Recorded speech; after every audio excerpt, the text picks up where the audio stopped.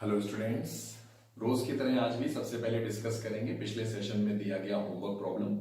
पिछले सेशन में मैंने आपको आर्किमिडीज प्रिंसिपल पर बेस्ड ये वाला क्वेश्चन दिया था होमवर्क करने के लिए।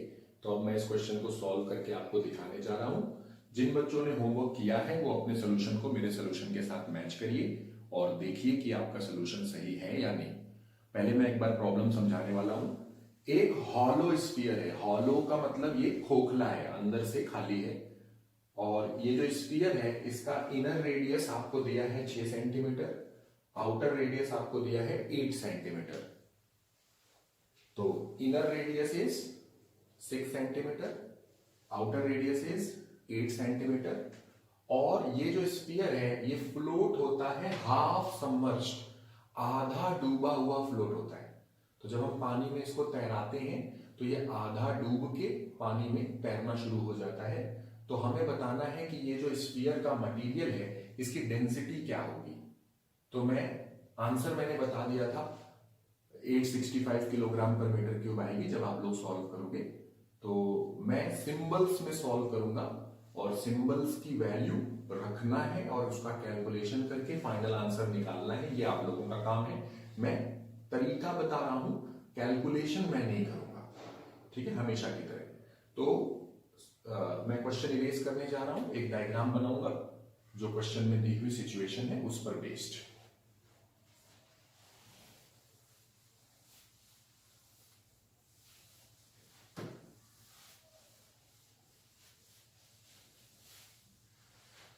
ओके, तो एक हॉलो स्फीयर है।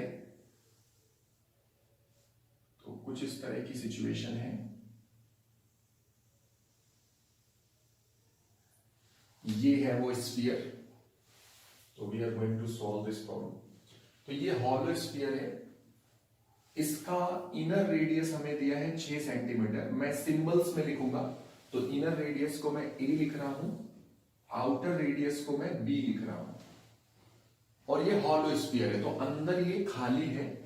तो जो भी मटेरियल है वो सारा मटेरियल सिर्फ यहां पर है, केवल इस जगह पर सारा का सारा मटेरियल है। अंदर से ये पूरा खाली पड़ा है।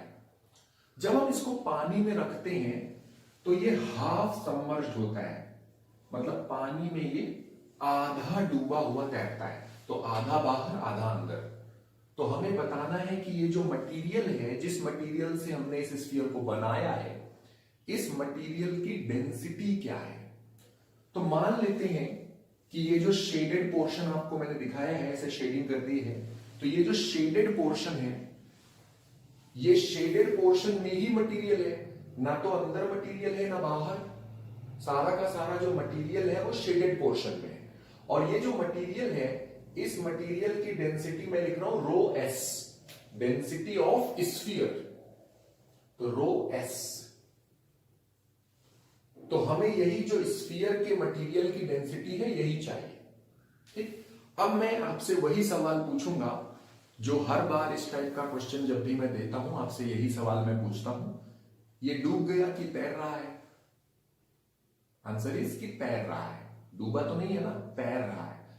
तैर रहा है तो इसके वजन को कौन संभालेगा, अपथ्रस्ट। तो मैं वही चीज लिख रहा हूं कि इसका जो वजन है mg, उसे अपथ्रस्ट संभालेगा। तो ये जो स्फीयर का वजन है, इस वजन को अपथ्रस्ट ने संभाला। अब बच्चों स्फीयर का वजन, स्फीयर का वेट इज बेसिकली स्फीयर में लगे हुए मटेरियल का वेट। मैं गलत तो नहीं कह रहा। स्फीयर का जो वेट है वो एक्चुअली स्फीयर में लगे हुए मटेरियल का वेट है। तो स्फीयर का वजन यानी कि स्फीयर में लगे हुए मटेरियल का वजन। आई होप कि everyone is getting what I am saying, कि जो ये हमारी बॉल है, स्फीयर मतलब क्या होता है, बॉल। तो जो बॉल का वेट होगा वो बेसिकली बॉल में लगे हुए मटेरियल का वेट होगा। जैसे अगर बॉल प्लास्टिक की है तो जितना प्लास्टिक यूज हुआ है उस प्लास्टिक का जो वजन है वही बॉल का वजन है। अगर लोहे की बॉल है तो जितना लोहा इस्तेमाल किया बॉल को बनाने के लिए, उस लोहे का जो वजन है वही बॉल का वजन है।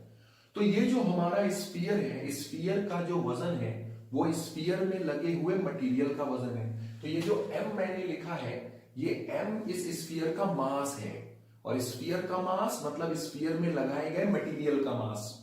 एंड आई होप कि सभी को ये दिख रहा है कि जो मटेरियल है वो केवल इस शेडेड वाली जगह पर है।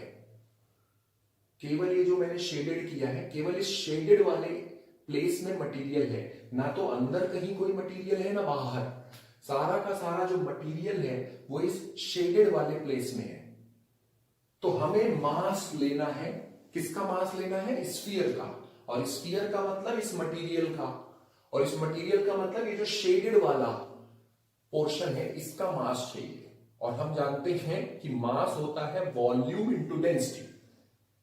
वॉल्यूम किसका ले रहे हो? मटेरियल का। तो ध्यान रखना, ध्यान से सुनना कि वॉल्यूम मटेरियल का ले रहे हो, क्योंकि हमें इस बॉल का मास चाहिए, और बॉल का मास मतलब मटेरियल का मास, और मटेरियल केवल इस शेडेड वाले प्लेस पर है। तो जो वॉल्यूम हम ले रहे हैं वो केवल इस शेडेड वाले प्लेस का ही लेंगे। किसका वॉल्यूम लेंगे? शेडेड प्लेस का। तो जब हम मास लिख रहे हैं स्फीयर का, तो mass is volume into density, और वॉल्यूम की जगह ये शेडेड वाला वॉल्यूम आएगा। तो सभी बच्चे लिख पाओगे ये शेडेड वॉल्यूम को? शेडेड वॉल्यूम ये कितना है? बाहर वाले गोले का वॉल्यूम माइनस अंदर वाले गोले का वॉल्यूम।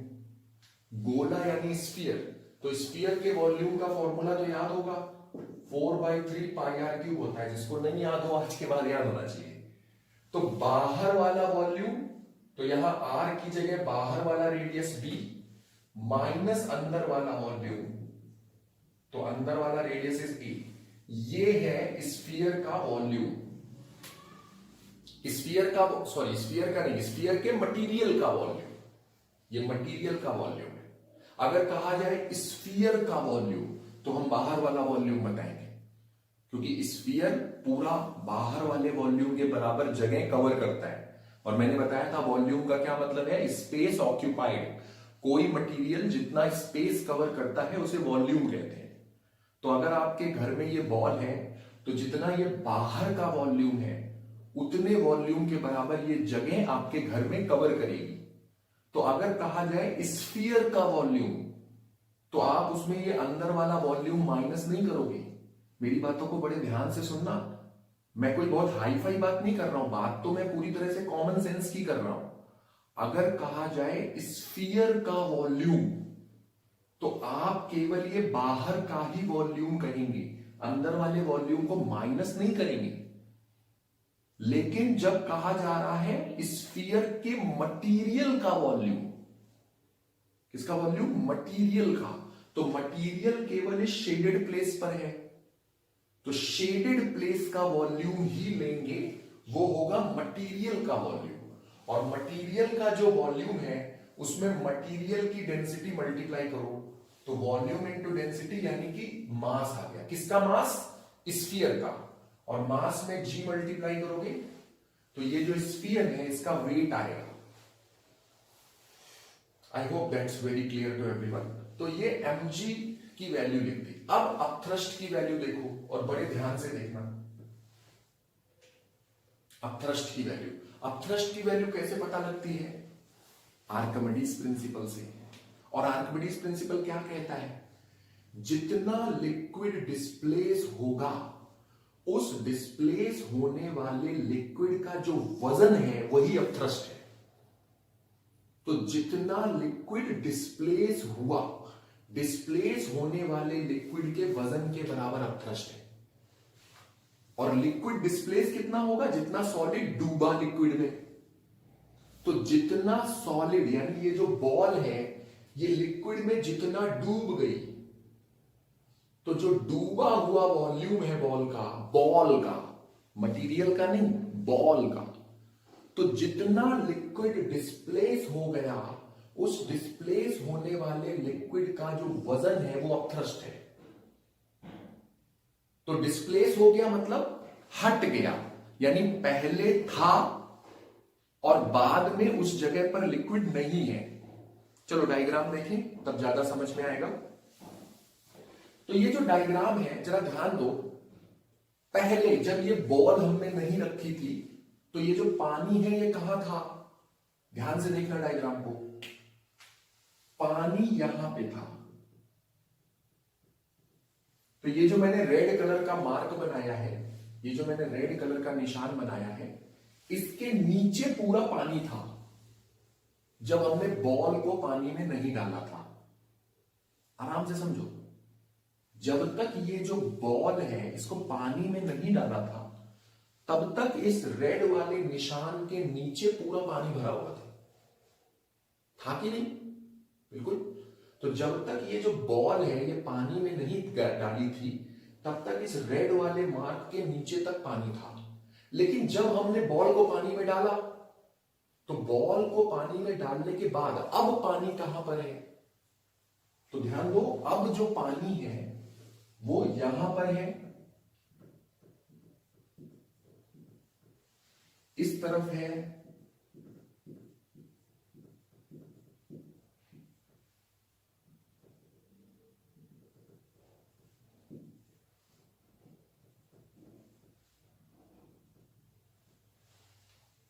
ठीक है।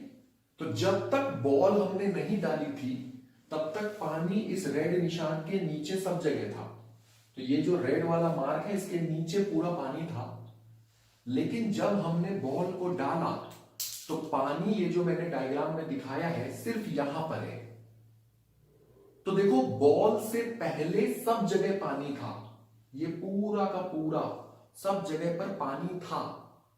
लेकिन बॉल के बाद पानी कहां पर नहीं है? तो देखो यहां पर, ये इतना जो स्पेस है इस जगह पर पानी नहीं है। मैं रेड कलर से शेडिंग कर देता हूं। यहां पर ये जो मैंने रेड कलर से शेडिंग किया है,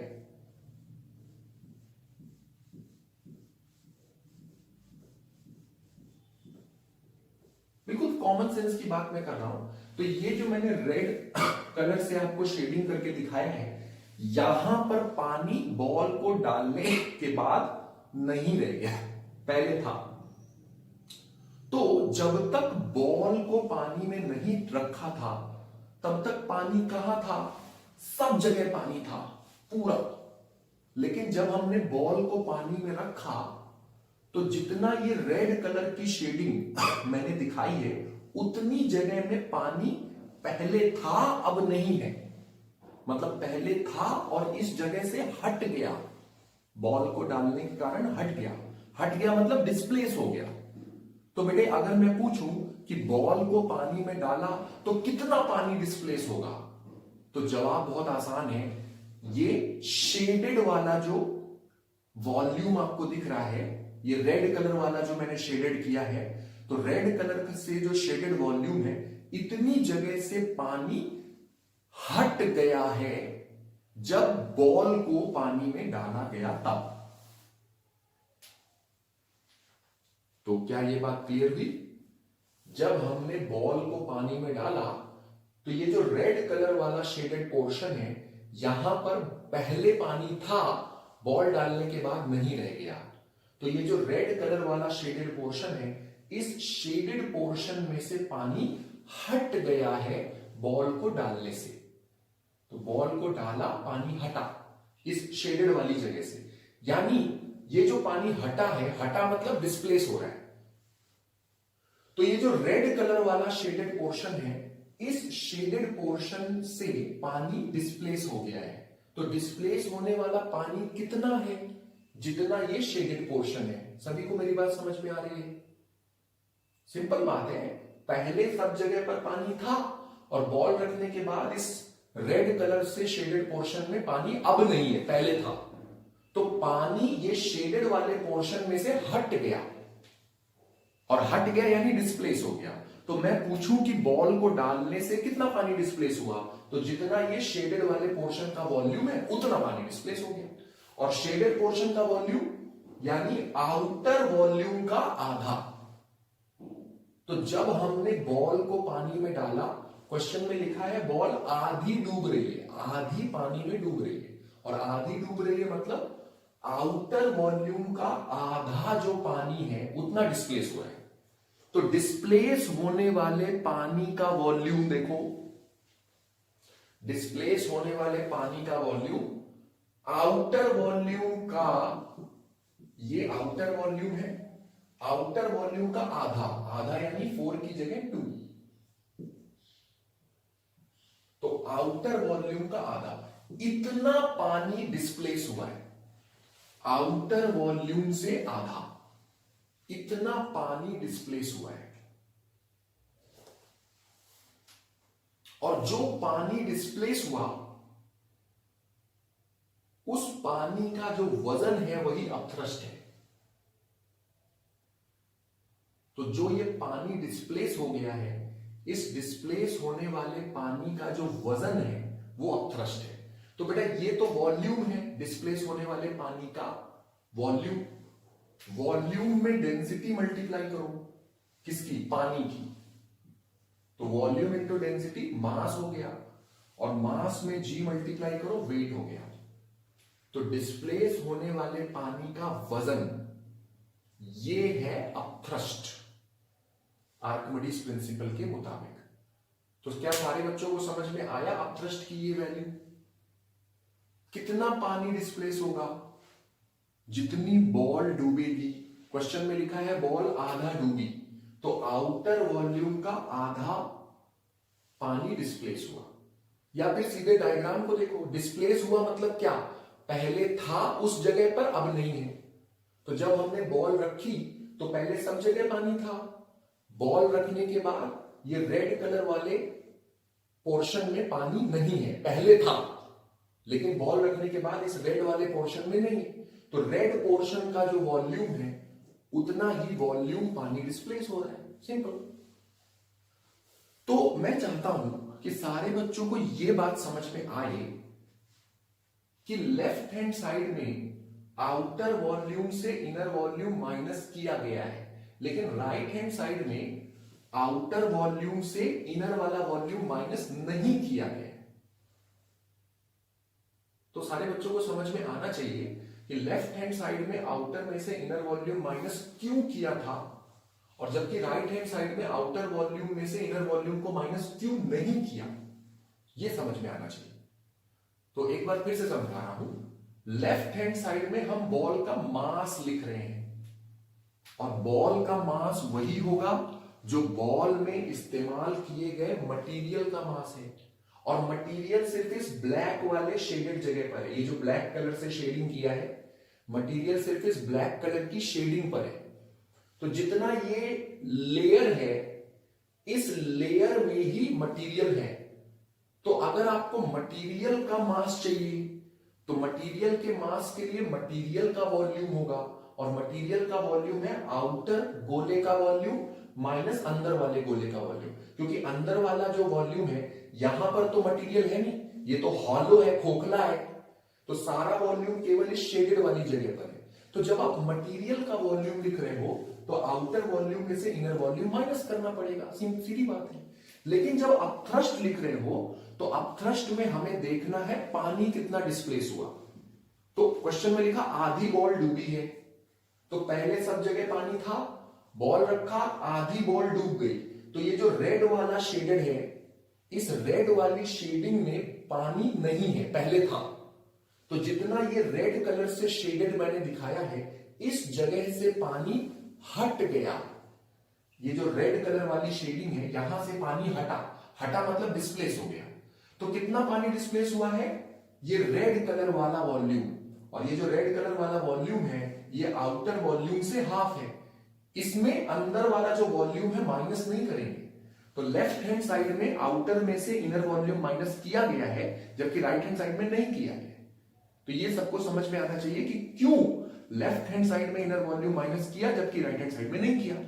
अगर ये समझ में आया तो बात बन गई, बस अब खत्म हो गया। हमें डेंसिटी ऑफ द मटेरियल चाहिए, तो हमें ये चीज फाइंड करनी है। We have to find this. तो देखो ये π/3 तो कैंसिल हो रहा है, π/3 कैंसिल हो रहा है, ये g कैंसिल हो रहा है, और ये जो 2 है, 2 से 4 कटेगा तो 2 बन जाएगा।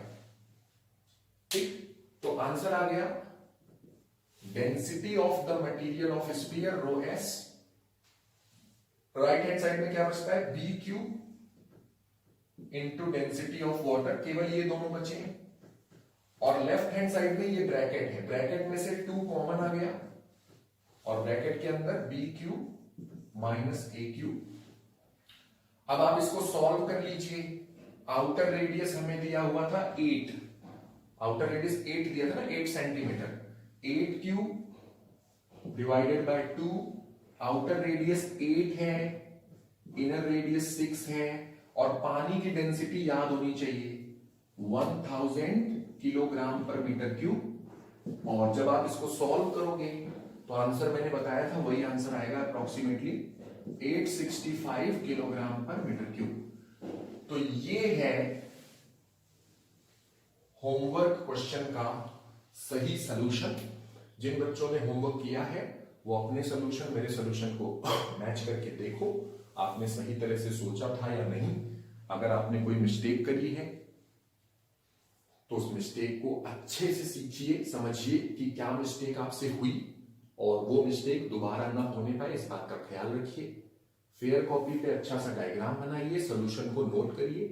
कोशिश करना फेयर कॉपी पे नोट करते समय आप बोल्ड से देखें नहीं, बिना देखे अपनी कॉपी पे लिखो, ज्यादा याद रहेगा आपको। और कॉपी पे लिखते समय सॉल्यूशन जितनी बातें मैंने समझाई हैं वो बातें अपने दिमाग में फिर से रिकॉल करने की कोशिश करो। तो फेयर कॉपी पे सॉल्यूशन नोट करो, फिर मैं इससे मिलता जुलता एक प्रॉब्लम और दूंगा होमवर्क करने के लिए। पहले इसको नोट करो।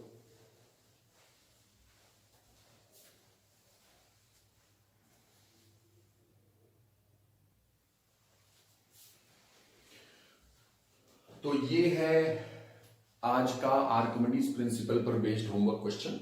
और ये जो होमवर्क मैं दे रहा हूं ये क्वेश्चन नंबर 9 से रिलेटेड है।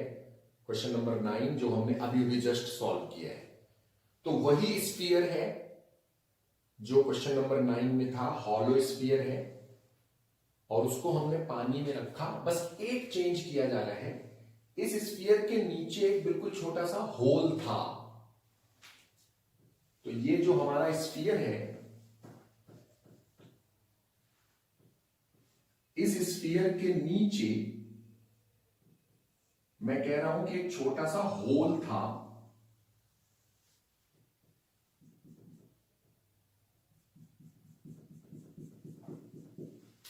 तो इस स्फीयर के नीचे एक होल था, और जब हमने पानी में रखा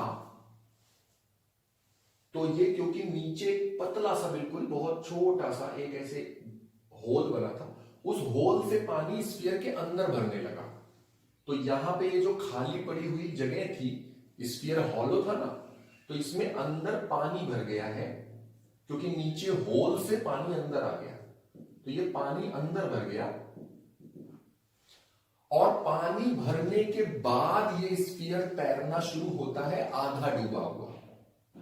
तो आधा डूब के पहले भी क्वेश्चन नंबर 9 में भी आधा ही डूब रहा था, ये अभी भी आधा डूब रहा है। लेकिन क्वेश्चन नंबर 9 में अंदर पानी नहीं घुस रहा था, अभी नीचे एक होल है, होल से पानी अंदर घुस रहा है। अंदर घुस गया पानी, और पानी घुसने के बाद ये आधा डूब के तैरता है। तो आपको बताना है कि इस स्फीयर का जो मटेरियल है उस मटेरियल की डेंसिटी क्या है। तो इन द प्रीवियस प्रॉब्लम, मतलब सिचुएशन पिछले प्रॉब्लम वाली ही है। What will be the answer if the sphere has tiny hole at the bottom? Sphere के बॉटम पे एक टाइनी सा होल है, छोटा सा एक होल है, so that water fills in, water अंदर आ गया, and then the sphere floats half submerged. तो स्फीयर आधा ही डूब रहा है लेकिन पानी अंदर घुसने के बाद। तो आपको पता लगाना है कि ये जो स्फीयर का मटेरियल है उसकी डेंसिटी कितनी है। तो ये क्वेश्चन नंबर 10 है, और देखते हैं कि कितने बच्चे इसको सही सॉल्व कर पाते हैं। तो होमवर्क क्वेश्चन आज का नोट कर लो, अगले सेशन में मैं सॉल्यूशन बताऊंगा। नोट कर लो होमवर्क क्वेश्चन को।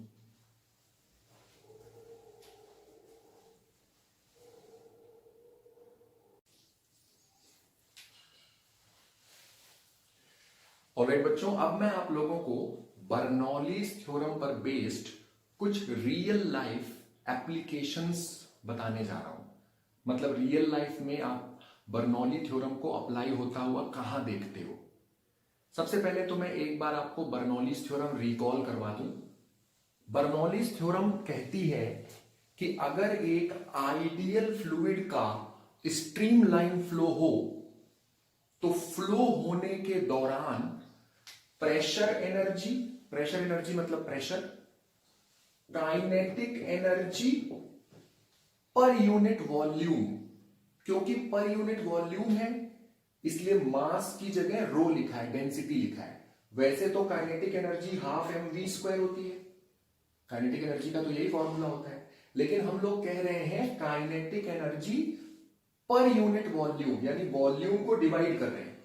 तो मास में वॉल्यूम डिवाइड करोगे डेंसिटी बनेगी। तो pressure energy, kinetic energy per unit volume and potential energy per unit volume का जो समेशन होता है वो कांस्टेंट होता है। ऐसा बर्नौली थ्योरम का स्टेटमेंट है। I repeat, during streamline flow of ideal fluid, अगर आइडियल फ्लूइड स्ट्रीमलाइन फ्लो करे तो फ्लो होने के दौरान sum of pressure energy, kinetic energy per unit volume and potential energy per unit volume, इन तीनों का जो सम है that remains constant everywhere. Basically जो बर्नौली थ्योरम है it is principle of conservation of energy. Bernoulli theorem कहती है kinetic energy per unit volume, potential energy per unit volume और प्रेशर एनर्जी, मतलब तीनों टाइप की जो एनर्जी है उसका समेशन कांस्टेंट रहता है। तो मतलब टोटल एनर्जी कांस्टेंट रहती है। एक तरह से बर्नौली थ्योरम ये कह रही है कि जब लिक्विड का फ्लो होता है, स्ट्रीमलाइन फ्लो होता है, तो लिक्विड की जो टोटल एनर्जी है वो कांस्टेंट रहती है और टोटल एनर्जी कांस्टेंट रहती है। This is principle of conservation of energy. तो जो बर्नौलीज थ्योरम है वो दूसरे शब्दों में principle of conservation of energy ही है।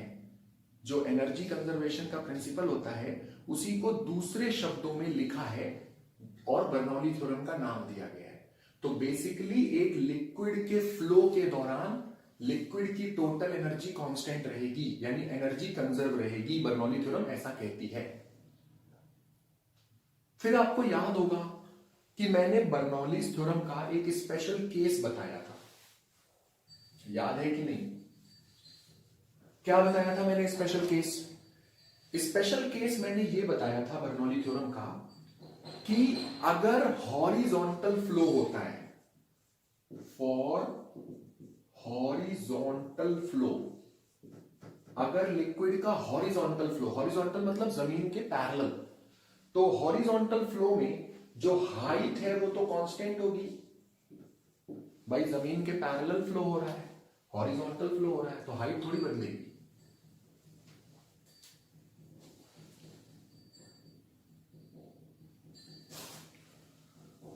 तो हॉरिजॉन्टल अगर फ्लो है तो हाइट कांस्टेंट होगी, और हाइट कांस्टेंट होगी तो बर्नौली थ्योरम का जो तीसरा टर्म आया है रो जी एच, वो भी कांस्टेंट रहेगा।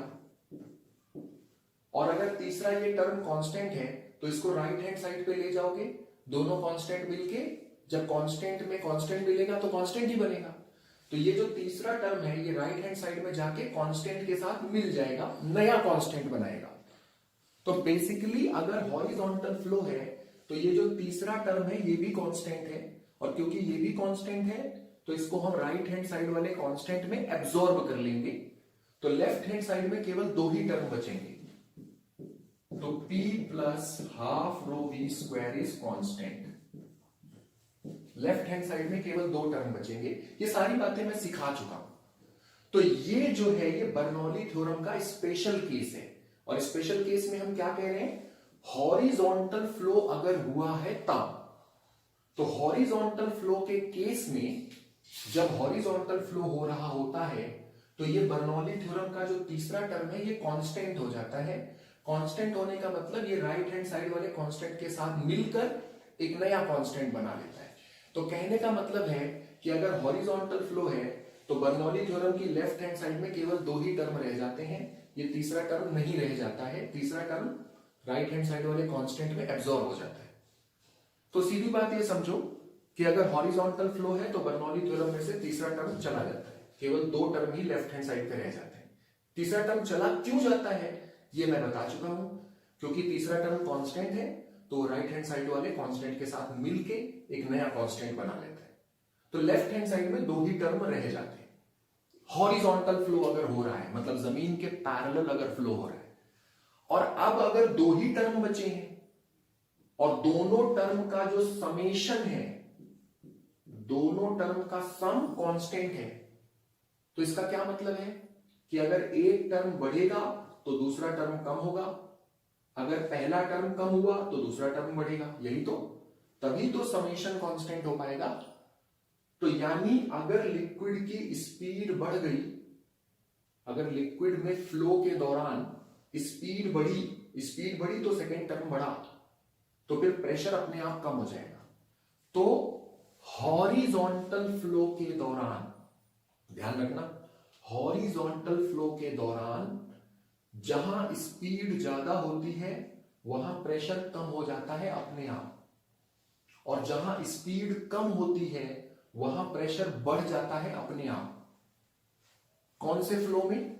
हॉरिजॉन्टल फ्लो में। तो हॉरिजॉन्टल फ्लो जब होता है तो जैसे लिक्विड की स्पीड बढ़ती है उसका प्रेशर कम हो जाता है, और जब लिक्विड की स्पीड कम होती है तो प्रेशर बढ़ जाता है। अब ये जो बात मैंने आपको समझाई कि स्पीड बढ़ेगी तो प्रेशर कम होगा, और अगर स्पीड कम होगी तो प्रेशर बढ़ेगा, ये मैं लिखवा चुका हूं आपकी कॉपी पर। इस चीज के मैंने रियल लाइफ में आपको 1-2 एग्जाम्पल दिए थे। मैं याद दिलाता हूं मैंने क्या क्या एग्जाम्पल दिए थे। एक मैंने ये एग्जाम्पल दिया था कि अगर सड़क पर एक बस गुजरती है तो सड़क पे जो पॉलीथीन पड़े हैं, कागज पड़ा है, पेड़ की पत्तियां पड़ी हैं, वो सब बस के पीछे पीछे जाने लगते हैं। अगर आपने पहले कभी नहीं नोटिस किया है तो इसको अब फ्यूचर में कभी नोटिस करना। सड़क से जब बस गुजरती है तो सड़क पे पड़ी हुई हल्की चीजें जो होती हैं वो बस की तरफ अट्रैक्ट हो जाती है, मतलब बस के पीछे पीछे जाने की कोशिश करती हैं। ऐसा क्यों होता है ये मैंने बताया था, आपको रिकॉल करवा रहा हूं। जब बस गुजरती है तो बस के कांटेक्ट में जो हवा है वो बस के साथ चलने की कोशिश करती है, यानी कि बस के आसपास जो हवा है उसकी स्पीड बढ़ती है, क्योंकि हवा बस के साथ जाना चाहती है। तो बस के आसपास की जो हवा है उसकी स्पीड बढ़ती है, स्पीड बढ़ती है तो प्रेशर कम हो जाता है, ऐसा बर्नौली थ्योरम कह रही है। तो बस के आसपास की हवा बस के साथ चलना चाहती है, यानी बस के आसपास जो हवा है उसकी स्पीड बढ़ती है, और बढ़ती है स्पीड तो कम हो जाता है प्रेशर। तो बस के आसपास में जो प्रेशर है वो कम होता है, और बस से दूर वाली जो हवा है उस पर बस के मोशन का कोई असर नहीं पड़ता है, यानी दूर वाली हवा तो ठहरी हुई है, रुकी हुई है, बस के चलने से दूर वाली हवा को कोई असर नहीं पड़ता है। तो दूर जो हवा है उसकी स्पीड कम है, और स्पीड कम है तो उसका प्रेशर ज्यादा है। तो बस के आसपास में, बस के अड़ोस पड़ोस में हवा का प्रेशर कम हो गया है, क्योंकि बस के पड़ोस की जो हवा है वो मूव हो रही है बस के साथ, और मूव होगी यानी स्पीड बढ़ेगी तो प्रेशर कम होगा, ऐसा बर्नौली थ्योरम ने कहा है। तो बस के आसपास का जो रीजन है वहां पे प्रेशर कम होगा, बस से जो दूर वाला रीजन है वहां प्रेशर ज्यादा होगा।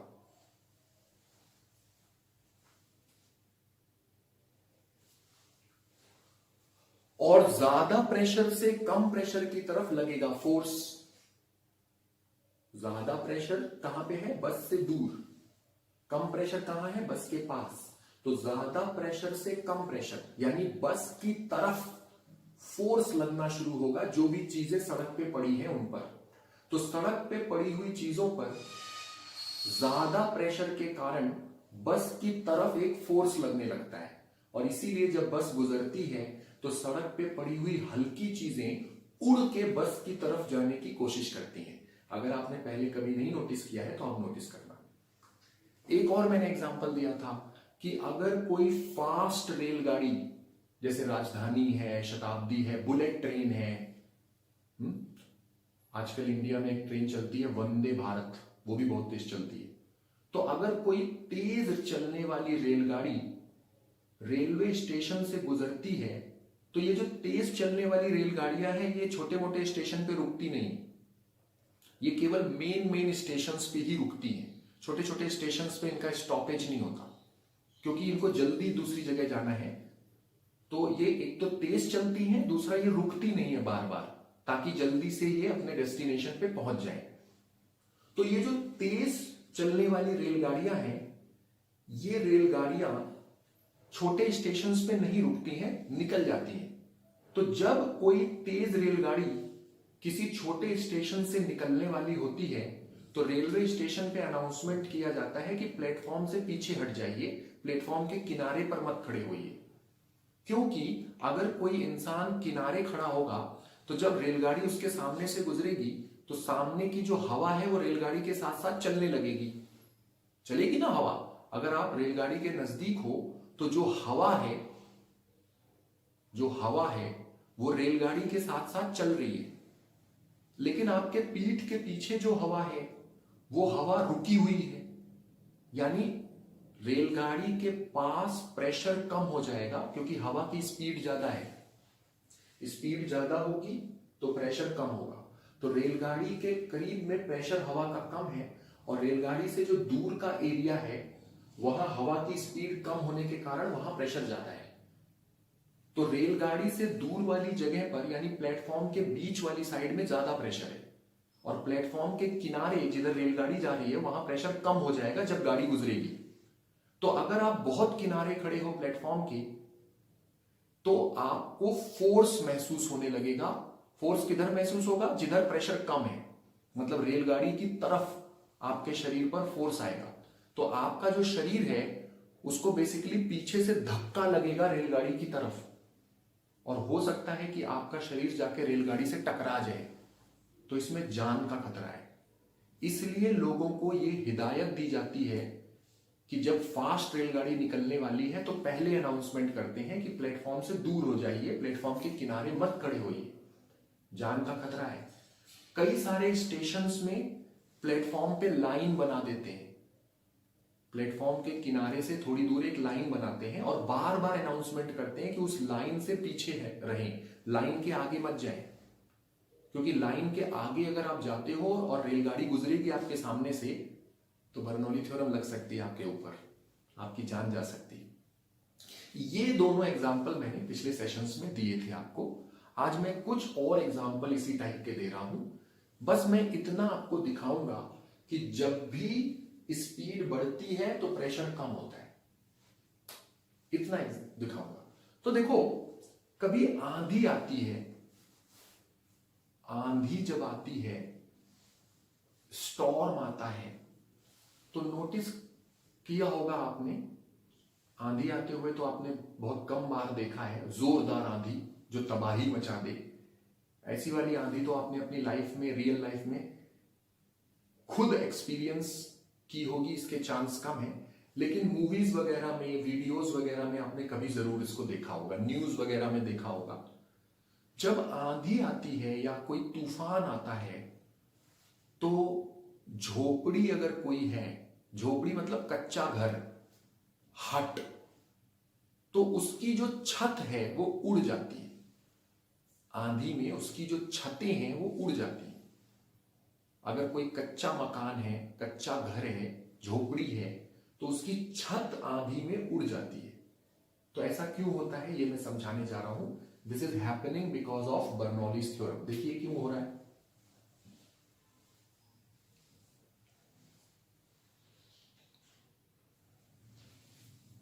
ओके, देखिए, सपोज करो ये झोपड़ी है, सुंदर सी हमारी झोपड़ी है, ये प्यारी सी।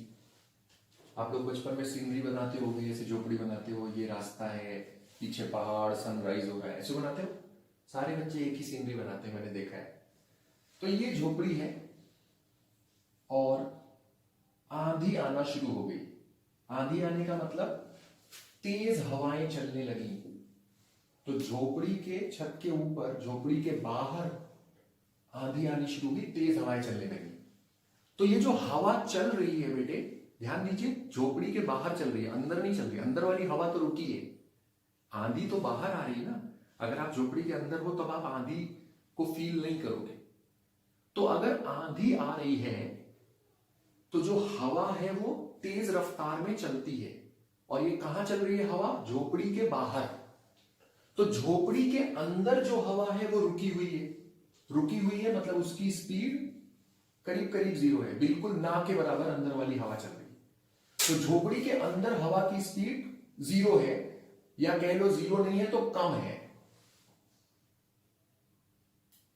तो झोपड़ी के अंदर जो हवा की स्पीड है कम है, झोपड़ी के बाहर हवा की स्पीड ज्यादा है। स्पीड जब बढ़ती है तो जो प्रेशर होता है वो कम हो जाता है। तो झोपड़ी के बाहर, झोपड़ी के छत के ऊपर जो प्रेशर है वो कम हो जाता है, और झोपड़ी के अंदर जो प्रेशर है वो बढ़ता है। तो झोपड़ी के ऊपर जो प्रेशर है वो कम होता है, और झोपड़ी के अंदर जो प्रेशर है वो बढ़ता है। और अंदर प्रेशर ज्यादा है झोपड़ी के अंदर, तो ज्यादा प्रेशर है तो अंदर से एक फोर्स लगेगा ऊपर की तरफ। तो ये जो झोपड़ी की छत है इस पर ऊपर की तरफ लगेगा फोर्स। क्यों फोर्स लगेगा? क्योंकि झोपड़ी के अंदर वाला प्रेशर ज्यादा है। और अंदर प्रेशर ज्यादा क्यों है? क्योंकि अंदर हवा की स्पीड कम है। तो झोपड़ी के अंदर जो हवा है उसका प्रेशर ज्यादा है बाहर वाली हवा के कंपैरिजन में। बाहर आंधी आ रही है, आंधी आ रही है मतलब हवा की स्पीड बढ़ गई है तो प्रेशर कम हो गया है। तो झोपड़ी के बाहर यानी झोपड़ी की छत के ऊपर जो प्रेशर है वो कम है, और झोपड़ी की छत के नीचे जो प्रेशर है वो ज्यादा है। और ज्यादा प्रेशर की वजह से ऊपर की तरफ फोर्स लगेगा। और अगर ये झोपड़ी की छत प्रॉपरली कस के बांधा नहीं गया है झोपड़ी के साथ, तो ये जो छत है ये उठेगी, फोर्स की वजह से ऊपर उठ जाएगी। और जैसे ही ऊपर उठेगी पीछे वाली आंधी इसको उड़ा के दूर ले जाएगी। तो जब आंधी आती है तो झोपड़ी की छत उड़ जाती है, तो बाहर वाला प्रेशर कम होता है, झोपड़ी के अंदर हवा का प्रेशर ज्यादा है। ज्यादा प्रेशर की वजह से झोपड़ी की छत उठ जाती है, और एक बार उठी अगर तो पीछे से आने वाली आंधी इसको उड़ा के लेके चली जाती है। तो इसलिए आंधी में झोपड़ी की छत उड़ जाती है। आई होप कि आपको समझ में आया है ये। ऐसे ही बेटे अगर आपके घर में खिड़की है, दरवाजे हैं जो बाहर की तरफ खुलते हैं, आउटवर्ड्स खुलते हैं, ज्यादातर खिड़की दरवाजे आउटवर्ड्स भी खुलते, खिड़कियां स्पेशली बाहर की तरफ खुलती होती हैं। तो अगर आपके घर में बाहर की तरफ खुलने वाली खिड़कियां हैं, तो अगर कभी आंधी आएगी और आपने खिड़कियों को ठीक से बंद नहीं किया है तो खिड़कियां खड़खड़ाने लगेंगी। ये तो नोटिस ही किया होगा, आंधी आती तो खिड़कियां खड़खड़ाने लगती हैं अगर आपने उनको प्रॉपरली बंद नहीं किया होगा। एक्चुअली क्या होता है, मान लो आपने खिड़की को बंद नहीं किया है, सिर्फ ऐसे लगा दिया है, बंद नहीं किया है, उसकी जो नॉट है आपने उसको लगाया नहीं, उसका जो लॉक है वो आपने हिंज नहीं किया उसको प्रॉपरली। तो जब आंधी आएगी तो आपके कमरे के बाहर हवा का प्रेशर कम हो जाएगा। क्यों प्रेशर कम हो जाएगा? क्योंकि आंधी आ रही है तो हवा की स्पीड बढ़ेगी। तो कमरे के बाहर जो हवा है उसकी स्पीड बढ़ेगी, यानी उसका प्रेशर कम होगा। और कमरे के अंदर हवा रुकी है, अंदर थोड़ी आंधी आ रही है, बाहर आ रही है। आंधी तो बाहर है ना, अंदर थोड़ी आ रही है। तो जब कमरे के अंदर वाली जो हवा है उसकी स्पीड कम है तो प्रेशर ज्यादा है। तो कमरे के अंदर हाई प्रेशर है, कमरे के बाहर आंधी आ गई है, लो प्रेशर हो गया है। तो जो खिड़कियां हैं उन पर अंदर से बाहर की तरफ फोर्स लगेगा। तो जब बाहर की तरफ फोर्स लगेगा तो खिड़कियां खुल जाएंगी, और जब खुलेंगी तो फिर टकराएंगी दीवार पे, फिर लौट के आएंगी, फिर खुलेंगी, फिर लौट के आएंगी। तो हम कहते हैं खिड़कियां खड़खड़ा रही हैं, है ना, बार बार खुलने लगती हैं, बार बार बंद होने लगती हैं, क्योंकि वो टकरा के फिर वापस लौट के आती हैं, लेकिन फिर खुल जाती हैं, क्योंकि बाहर की तरफ प्रेशर कम है आंधी आने के कारण। इसलिए जब आंधी आती है तो खिड़कियों को दरवाजों को लॉक कर देते हैं, वरना वो बार बार खुलेंगे, बार बार बंद होंगे। तो ये बर्नौलीज थ्योरम की वजह से होता है। तो बर्नौलीज थ्योरम कहती है कि अगर हॉरिजॉन्टल फ्लो हो रहा है तो स्पीड बढ़ने से प्रेशर कम हो जाता है फ्लूइड का, और स्पीड कम होने से प्रेशर बढ़ जाता है। तो इसके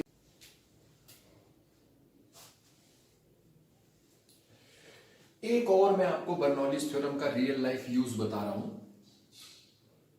स्प्रेयर जो होता है, स्प्रेयर समझते हो आप? स्प्रेयर को जानते हो? आजकल इसका यूज बहुत कम हो गया है, पहले यूज होता था। मैं बताता हूं वो कैसा होता है। हो सकता है कि आपने कभी बचपन में इसको देखा हो, जो मैं ड्रॉ करने जा रहा हूं, शायद आपने कभी देखा हो। और अगर आपने नहीं देखा है तो आप अपने पेरेंट्स से पूछना, वो लोग जानते होंगे इसके बारे में। आजकल इसका यूज कम हो गया है, पहले होता था। तो जो स्प्रेयर होता है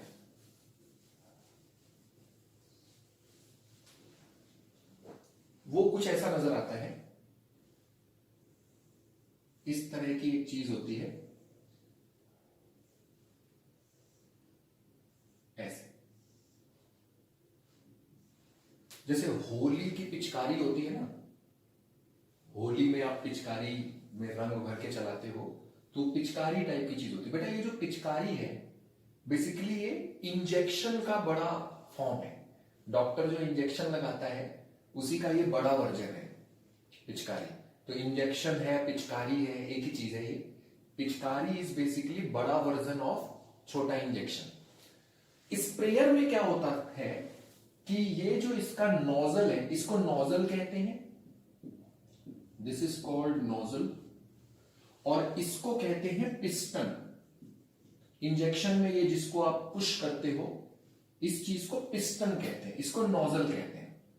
तो ये जो नोजल है, इस नोजल के नीचे ऐसे एक डिब्बे जैसा फिट करते हैं, इसको डिब्बे जैसा फिट करते हैं। और इसका यूज किया जाता था पहले के जमाने में कीड़े मारने की दवाई को स्प्रे करने में।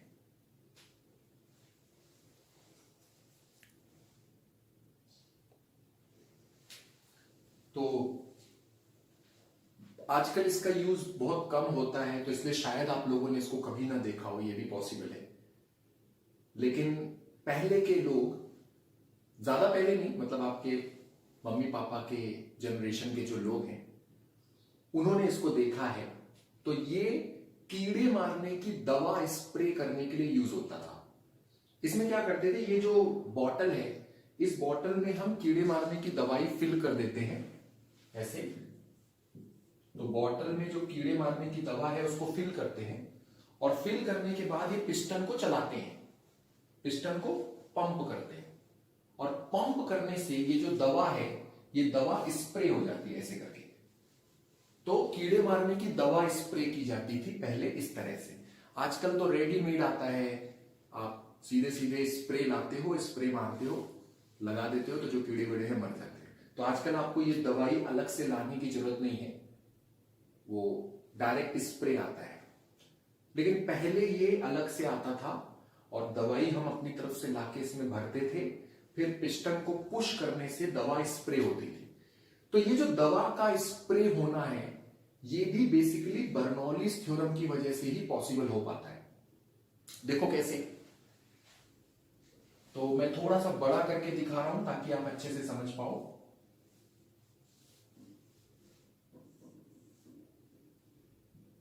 तो यहां पे दवा भरी हुई है। अब देखो, जब हम पिस्टन को मूव करेंगे आगे की तरफ, ये जो पिस्टन है इसको पुश करेंगे, तो नोजल में से हवा बाहर आएगी। लेकिन नोजल बहुत ही पतला है। पतला मतलब नोजल का जो एरिया है कम है। तो इक्वेशन ऑफ कंटिन्यूटी याद है ना, A1 V1 equal to A2 V2, equation of continuity याद ही होगा। तो इक्वेशन ऑफ कंटिन्यूटी पढ़ाते समय मैंने सिखाया था कि अगर एरिया कम है तो स्पीड बढ़ेगी। तो जब आप ये पिस्टन को पुश करोगे तो जो पिस्टन के आगे की हवा है वो नोजल से बाहर आएगी, लेकिन नोजल का एरिया कम है, बहुत कम है। नोजल तो बहुत पतला होता है ना, यहां जो एरिया है ये ज्यादा है, पिस्टन वाला एरिया। तो पिस्टन वाला एरिया ज्यादा है लेकिन नोजल वाला एरिया कम है, और एरिया कम होने की वजह से स्पीड बढ़ेगी। तो जब हवा नोजल से बाहर आएगी तो स्पीड उसकी बढ़ जाएगी। और देखिए ये हॉरिजॉन्टल फ्लो हो रहा है, हवा तो हॉरिजॉन्टल बाहर आ रही है, हम हॉरिजॉन्टल पकड़ के पिस्टन को पंप करते हैं, तो हवा जो बाहर आ रही है वो हॉरिजॉन्टल फ्लो हो रहा है। और हॉरिजॉन्टल फ्लो जब होता है तो स्पीड बढ़ती है तो प्रेशर कम होता है, ऐसा बर्नौली थ्योरम कह रही है।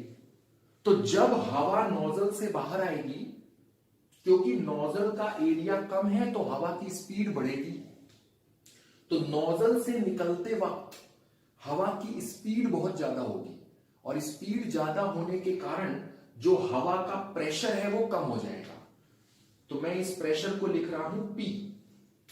तो जब हम पिस्टन को पुश करेंगे तो हवा नोजल से बाहर आएगी, और नोजल से बाहर जब निकलेगी तो ये जो हवा निकल रही है उसका प्रेशर कम हो जाएगा।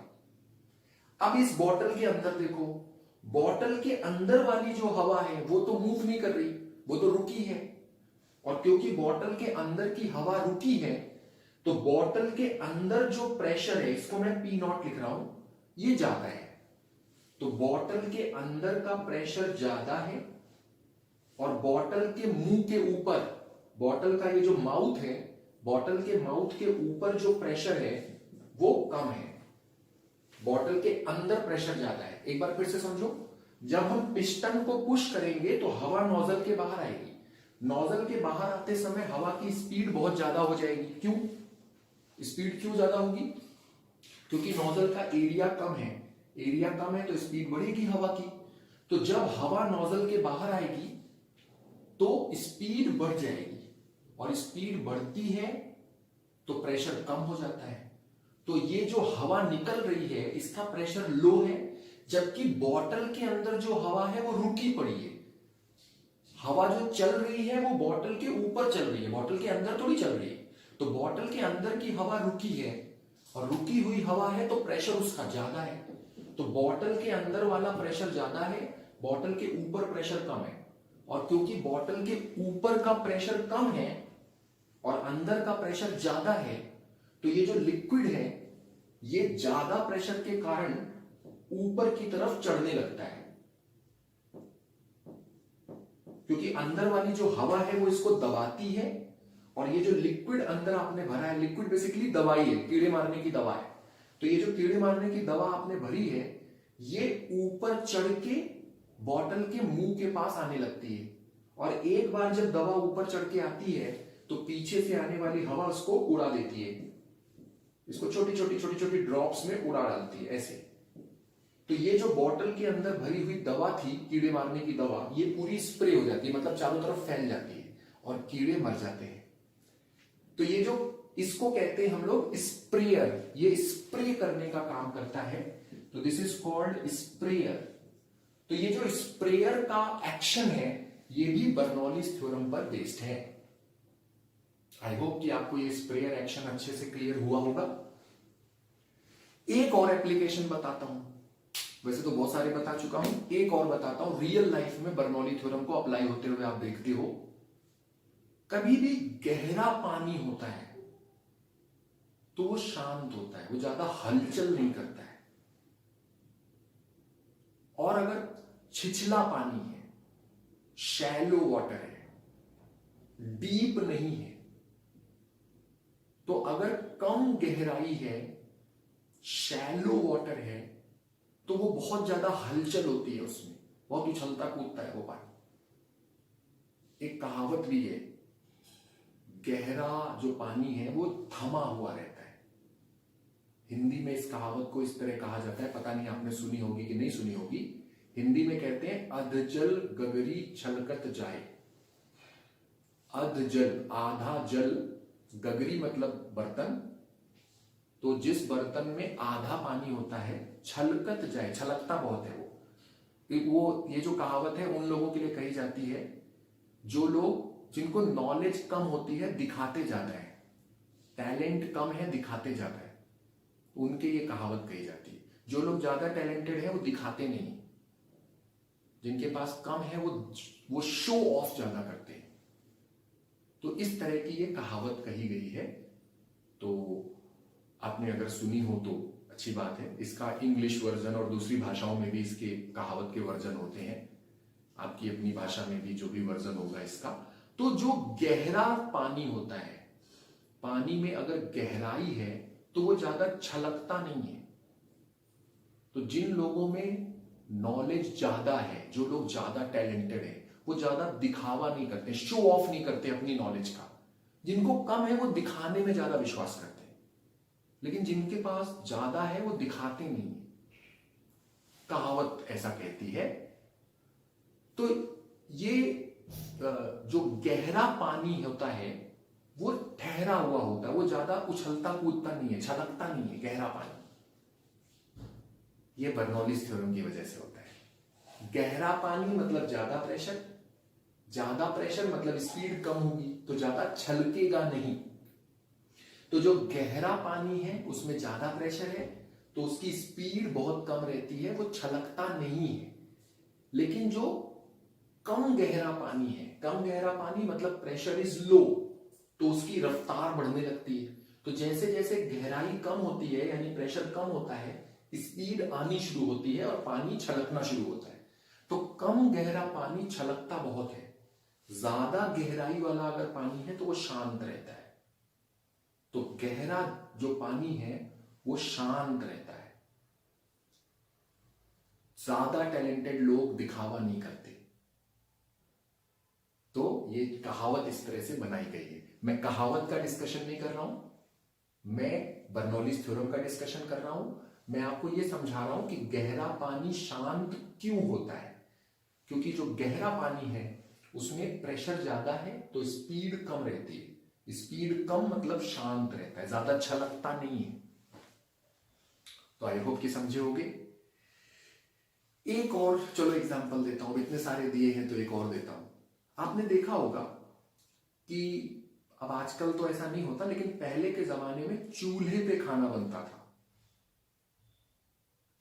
मूवीज वगैरह में, टीवी वगैरह में तो देखा होगा ना, चूल्हे पे खाना बनाते थे। चूल्हे में लकड़ी जलाते थे या कोयला जलाते थे, और कोयला जलाने के बाद उसके ऊपर खाना पकाया जाता था। अब कभी कभी जो कोयले की आग है वो कम होने लगती है तो उसमें फूंक मारते हैं। फूंक मारने के लिए स्पेशल पाइप आता है, उस पाइप से फूंक लगाते हैं। देखा है? हाँ, ये तो कोई बहुत पुरानी चीज नहीं है। आजकल भी गांव वगैरह में जहां भी चूल्हे पे खाना बनता है वहां ये चीज रहती है। तो मुंह से फूंक मारते थे चूल्हे के अंदर, है ना? चूल्हे के अंदर फूंक मारते हैं। अच्छा, फूंक मारने से आग बुझ जानी चाहिए ना, लेकिन फूंक जब हम मारते हैं तो जो चूल्हे की आग है वो बुझती नहीं है और जलती है, जोर से जलती। आपने कभी सोचा ऐसा क्यों होता है?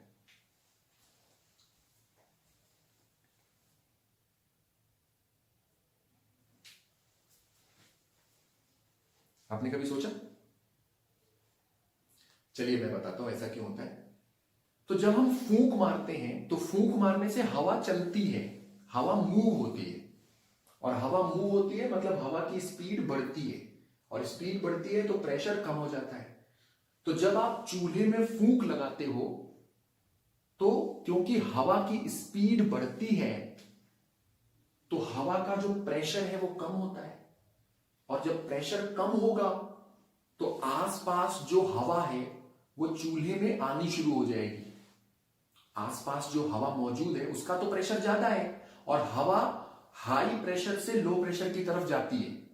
तो जब आप चूल्हे में फूंकते हो तो चूल्हे के आसपास जो प्रेशर है वो कम हो जाता है, क्योंकि जब हमने फूंका, फूंकने से हवा चलने लगी मतलब स्पीड बढ़ने लगी। स्पीड बढ़ी तो प्रेशर कम हो गया।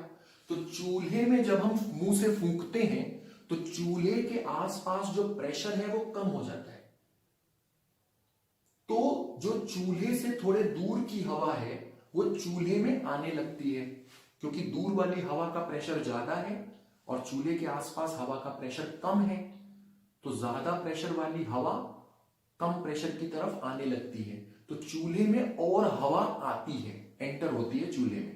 और जब और हवा आएगी चूल्हे में तो और ऑक्सीजन आएगी चूल्हे में, और oxygen helps in burning. Oxygen जो होती है जलने में मदद करती है। तो जब आसपास की हवा चूल्हे में आएगी तो उसमें और ऑक्सीजन चूल्हे को मिलेगी, और ऑक्सीजन जब मिलेगी तो चूल्हा जलना शुरू होगा अच्छे से।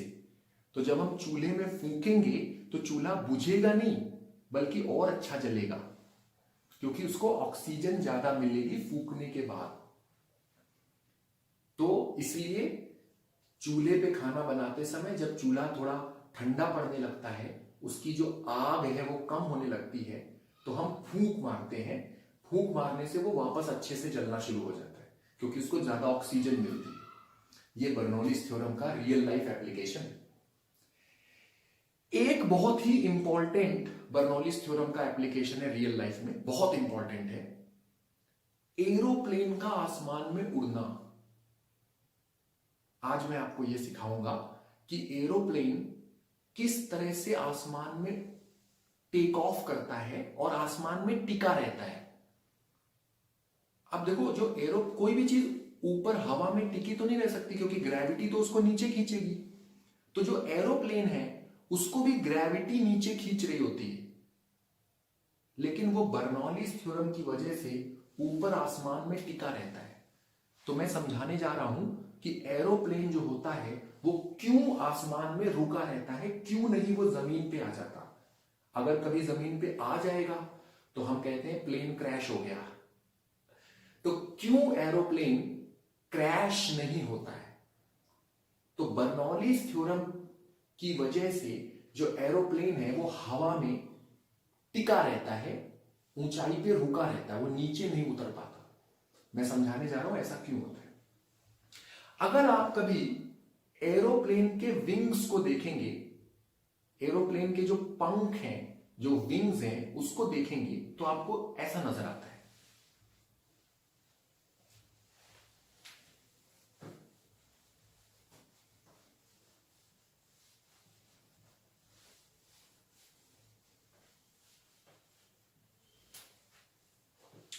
तो बच्चों, जो एरोप्लेन होता है उसके अगर आप विंग्स को देखें, अगर मैं एरोप्लेन का डायग्राम आपको दिखाऊं तो एरोप्लेन का जो डायग्राम है वो कुछ इस तरह का होगा, और यहां पे इसके विंग्स होंगे ऐसे ऐसे कुछ कुछ दिखता है एरोप्लेन। ये जो मैंने एरोप्लेन की पिक्चर आपको दिखाई है, ये मैंने ऊपर से पिक्चर दिखाई है। This is top view. ये एरोप्लेन की ऊपर से खींची हुई पिक्चर है, ये एरोप्लेन का टॉप व्यू है। मैं एरोप्लेन के विंग्स को दिखा रहा हूं, और ये जो विंग्स हैं इसको मैं साइड में से दिखा रहा हूं। एरोप्लेन के विंग्स को मैं साइड में खड़े होकर आपको दिखा रहा हूं।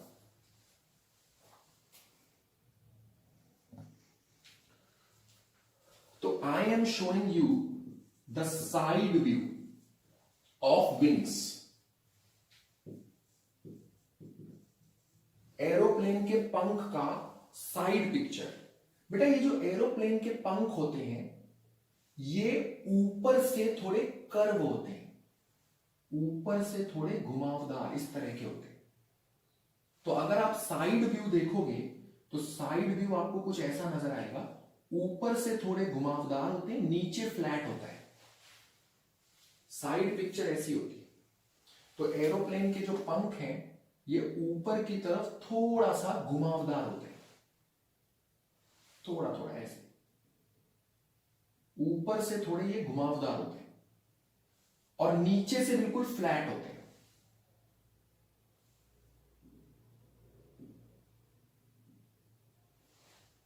अब समझना कि होता क्या है, ये ऊपर घुमावदार क्यों बनाए जाते हैं। एरोप्लेन के जो विंग है वो ऊपर घुमावदार क्यों बनाते हैं? तो जब एरोप्लेन रनवे पे दौड़ता है, पहले तो टेक ऑफ करने से पहले तो रनवे पे दौड़ता है ये। तो जब रनवे पे एरोप्लेन दौड़ता है तो इसके विंग्स के ऊपर और नीचे से हवा गुजरती है।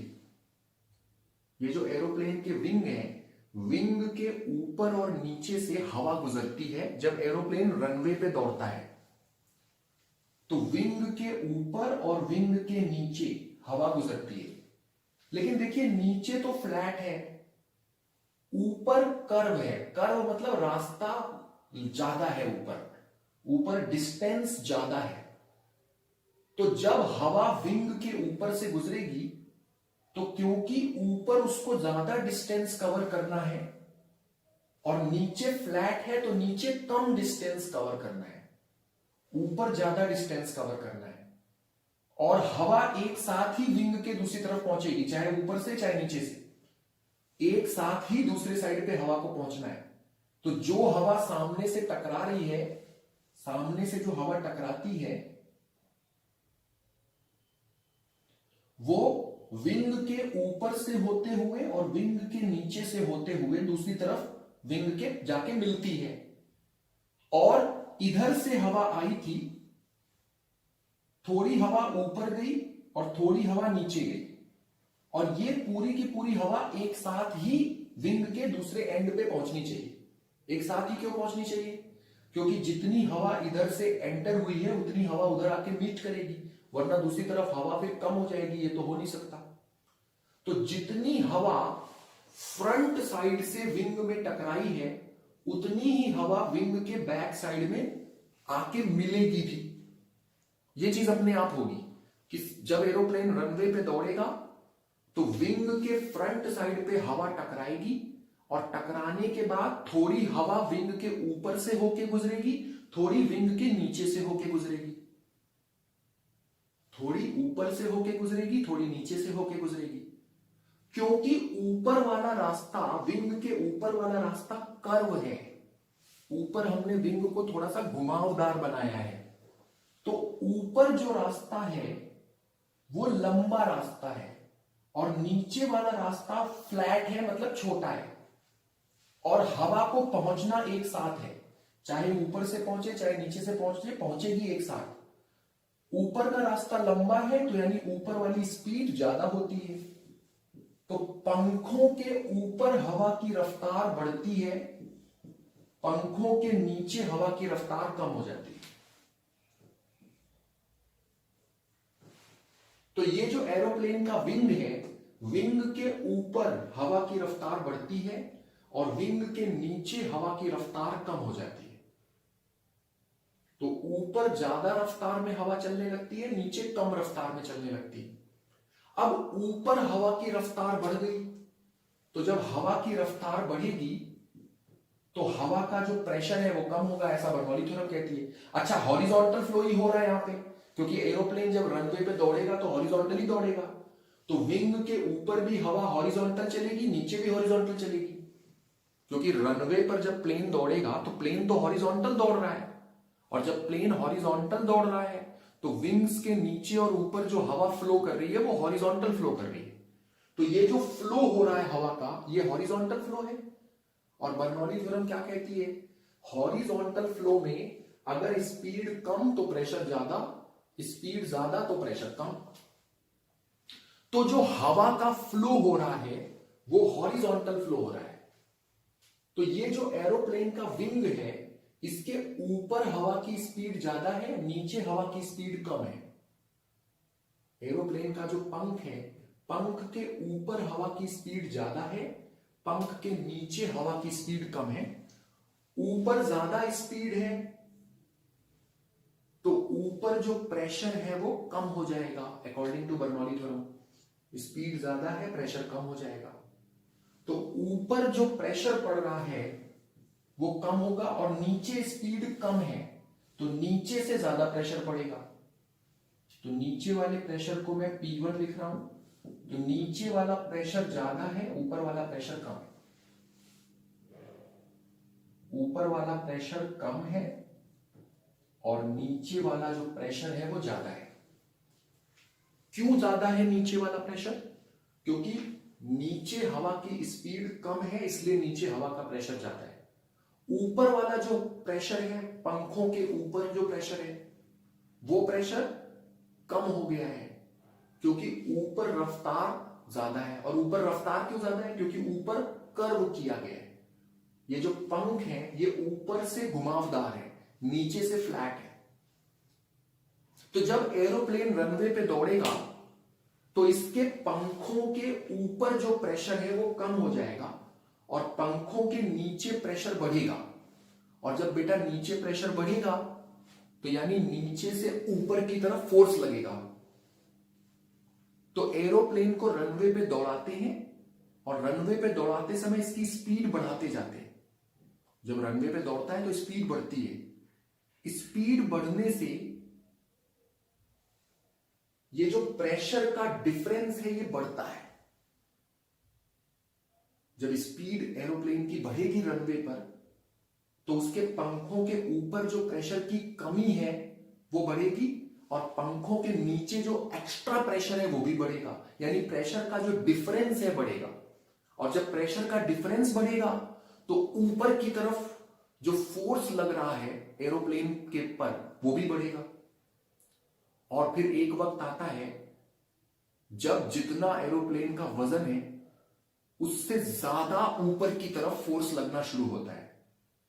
इस वक्त एरोप्लेन टेक ऑफ कर लेता है, मतलब आसमान में उठ जाता है और तब तक उठा रहता है जब पायलट इसको उड़ाता है, ऊपर ले जाता है और एक पर्टिकुलर हाइट पे उड़ाता रहता है। तो अगर एक पर्टिकुलर हाइट पे प्लेन को उड़ा रहा है पायलट तो यानी जितना प्लेन का वजन है, प्लेन का वजन प्लस उसमें बैठे पैसेंजर का वजन, सारा जो टोटल वजन है उसको ये ऊपर की तरफ लगने वाला जो प्रेशर वाला फोर्स है वो बैलेंस किए रहता है। और इसलिए एरोप्लेन हवा में तैरता हुआ एक जगह से दूसरी जगह पहुंचता है। तो पहले रनवे पे उसको दौड़ाते हैं। रनवे पे जैसे जैसे स्पीड बढ़ती है वैसे वैसे पंखों के ऊपर और नीचे प्रेशर का डिफरेंस बढ़ता है। जब एरोप्लेन रनवे पे चलता है तो रनवे पर जैसे जैसे स्पीड बढ़ेगी वैसे वैसे प्रेशर डिफरेंस बढ़ेगा। प्रेशर कम कहां है? पंखों के ऊपर। और प्रेशर ज्यादा कहां है? पंखों के नीचे। तो नीचे ज्यादा प्रेशर है। तो नीचे क्योंकि ज्यादा प्रेशर है इसलिए नीचे से ऊपर की तरफ फोर्स लगने लगता है। तो पंखों के नीचे, एरोप्लेन के विंग्स के नीचे से ऊपर की तरफ फोर्स लगना शुरू होता है। और जब ये ऊपर की तरफ लगने वाला फोर्स वजन के बराबर या उससे बड़ा होता है तो एरोप्लेन फिर टेक ऑफ कर लेता है, यानी हवा में उठ जाता है। और फिर जब ये पायलट इसको उड़ाता है, उड़ाते उड़ाते वापस लैंड करेगा तो जब तक वो उड़ा रहा है हवा में, पायलट प्लेन को उड़ा रहा है, तब तक ये जो ऊपर वाला फोर्स पंखों के नीचे से पैदा हुआ है ये प्लेन के वजन को बैलेंस किए रहता है। इसलिए जो प्लेन है वो गिरता नहीं। अगर कभी प्लेन का इंजन फेल हो गया, कई बार हादसा भी होता है ना, दुर्घटना हो जाती है, तो अगर कभी प्लेन का इंजन फेल हो गया, प्लेन का फ्यूल खत्म हो गया, कोई गड़बड़ी आ गई, तो एरोप्लेन को जितनी स्पीड चाहिए हवा में टिके रहने के लिए उसको एक मिनिमम स्पीड की जरूरत है। क्योंकि अगर उसको हवा में टिके रहना है तो पंखों के नीचे से जो फोर्स बन रहा है वो उसके वजन के बराबर तो होना चाहिए, तभी वो टिका रहेगा। अगर नीचे वाला जो फोर्स है वो वजन से कम है तो एरोप्लेन वापस जमीन पे आ जाएगा। तो ऐसा कभी कभी हो जाता है कि एरोप्लेन में कोई टेक्निकल प्रॉब्लम आ गई, उसका इंजन फेल हो गया। तो जब कभी इंजन वगैरह फेल होता है तो एरोप्लेन की प्रॉपर स्पीड होनी चाहिए, वो नहीं हो पाती। क्योंकि अगर इंजन ही फेल हो गया है तो फिर एरोप्लेन को जितनी स्पीड की जरूरत है हवा में टिके रहने के लिए उतनी स्पीड से वो उड़ नहीं पाएगा। और जब स्पीड उसको प्रॉपर नहीं मिलेगी तो यानी पंखों के नीचे जो प्रेशर बढ़ रहा था वो प्रॉपरली नहीं बढ़ रहा है, जितना बढ़ना चाहिए उतना नहीं बढ़ रहा है। तो उसके वजन को संभाल नहीं पा रहा है अपवर्ड फोर्स। जो बर्नौलीज थ्योरम की वजह से एक्स्ट्रा प्रेशर पंखों के नीचे पैदा हुआ था वो सफिशिएंट नहीं है एरोप्लेन के वजन को संभालने के लिए। तो फिर ऐसी कंडीशन में एरोप्लेन धीरे धीरे जमीन पे आने लगता है और अगर कंट्रोल के बाहर है तो क्रैश हो जाएगा, हम कहते हैं हादसा हो गया। तो ऐसा तब होता है जब कभी प्लेन का इंजन वगैरह फेल हो, इट्स वेरी अनफॉर्चुनेट। तो अभी मैंने आपको समझाया कि एरोप्लेन किस तरह से टेक ऑफ करता है और हवा में बना रहता है। अपनी उड़ान के दौरान वो किस तरह से हवा में मेंटेन रखता है खुद को, क्यों ग्रेविटी की वजह से वो नीचे नहीं आता। एक्चुअली तो ग्रेविटी तो चाहती है प्लेन को नीचे लाना, लेकिन बर्नौलीज थ्योरम के कारण पंखों के नीचे प्रेशर बढ़ता है, तो यानी ऊपर आसमान की तरफ एरोप्लेन को फोर्स मिलता है, और ये जो आसमान की तरफ उसको फोर्स मिल रहा है ये उसके वजन को संभाल लेता है। इसलिए ग्रेविटी होने के बावजूद भी प्लेन नीचे नहीं गिरता। आई होप कि आप लोग समझ गए होंगे। कोई भी एरोप्लेन मून पे नहीं उड़ पाएगा। ऐसा कोई एरोप्लेन नहीं है जो मून पे उड़ सके, क्योंकि एरोप्लेन को उड़ने के लिए हवा चाहिए और मून पर तो एटमॉस्फेयर है नहीं। तो कोई भी एरोप्लेन ऐसा नहीं है, एरोप्लेन, हेलीकॉप्टर, मून पर कोई नहीं उड़ सकता है, क्योंकि मून पर देयर इज नो एटमॉस्फेयर। हर एक एरोप्लेन की एक सीमा होती है कि वो कितनी ऊंचाई तक जा सकता है, क्योंकि जैसे जैसे हम ऊपर जाएंगे हवा कम होती जाती है। ऊंचाई पर हवा कम है ना, तो जब हम एटमॉस्फेयर में ऊपर जाते हैं तो हवा कम होती जाती है। आम भाषा में कहते हैं हवा पतली हो गई है। पतली मतलब उसकी डेंसिटी कम है। तो जैसे जैसे ऊंचाई पर जाते हैं हवा कम होती जाती है, और जब हवा कम होगी तो एरोप्लेन के लिए टिके रहना, हवा में अपने आप को मेंटेन रखना मुश्किल हो जाता है। तो हर एरोप्लेन की एक सीमा होती है कि वो कितनी हाइट तक उठ सकता है, क्योंकि एक हाइट के बाद हवा की मात्रा इतनी कम हो जाएगी कि एरोप्लेन का जो वजन है उसको संभाल नहीं पाएगी हवा का ये जो प्रेशर का फोर्स है वो फिर एरोप्लेन के वजन को संभालने लायक नहीं रह जाएगा। इसलिए कोई भी एरोप्लेन एक डेफिनिट हाइट से ज्यादा ऊंचे नहीं उड़ सकता है। और हर एरोप्लेन में ये पहले से ही डिसाइड होता है। जब कंपनी एरोप्लेन को बनाती है तो वो बताती है कि ये एरोप्लेन कितनी हाइट तक उड़ पाएगा। तो एरोप्लेन की एक लिमिट है कि वो कितनी हाइट तक उड़ सकता है आसमान में। बहुत ऊंचाई तक नहीं जा सकता है कोई भी प्लेन। तो जब कभी बहुत ऊंचाई तक जाना हो तो उसके लिए हम बहुत स्पेशल प्लेन्स बनाते हैं। जैसे माउंट एवरेस्ट के ऊपर से गुजरना है तो बड़े ही स्पेशल टाइप के एयरक्राफ्ट डिजाइन किए जाते हैं। उनके जो विंग्स हैं वो बहुत बड़े बड़े बनाए जाते हैं, ऐसे उनके खूब बड़े बड़े विंग्स होते हैं। तो जितना बड़ा विंग होगा उतना ज्यादा एरिया होगा, और एरिया होगा ज्यादा तो प्रेशर से जो फोर्स मिलेगा वो भी ज्यादा मिलेगा। तो बड़े बड़े विंग्स बनाते हैं। एरोप्लेन का जो डिजाइन है उसको एडजस्ट करते हैं बहुत तरीके से, ताकि एरोप्लेन ज्यादा ऊंचे तक जा सके। लेकिन फिर भी हर एरोप्लेन की एक लिमिट है कि वो कितने ऊंचे तक उड़ सकता है, उसकी लिमिट है। क्योंकि बहुत ऊपर तो नहीं जा सकता, जितना ज्यादा ऊपर जाएगा उतनी हवा कम मिलेगी। ऊपर हवा कम होती जाती है, तो जैसे जैसे ऊंचाई बढ़ेगी वैसे वैसे हवा की मात्रा कम होगी और एरोप्लेन के लिए उड़ना मुश्किल होता जाएगा। तो इसलिए जो एरोप्लेन है वो ज्यादा ऊंचाई तक नहीं उड़ पाते। तो आई होप कि आज जो मैंने बर्नौलीज थ्योरम पर बेस्ड आपको रियल लाइफ एग्जांपल्स दिए हैं आपने इनको अच्छे से समझा होगा। स्पेशली ये एरोप्लेन वाला आपने अच्छे से समझा होगा एंड आपने एंजॉय भी किया होगा। तो आज मैं कुछ लिखवा नहीं रहा हूं, मैंने सारी बातें वर्बली बताई हैं। अगर कभी पूछा जाए इनमें से कोई चीज कि ऐसा क्यों होता है, एरोप्लेन हवा में क्यों टिका रहता है, तो वो मैंने आपको बताया है।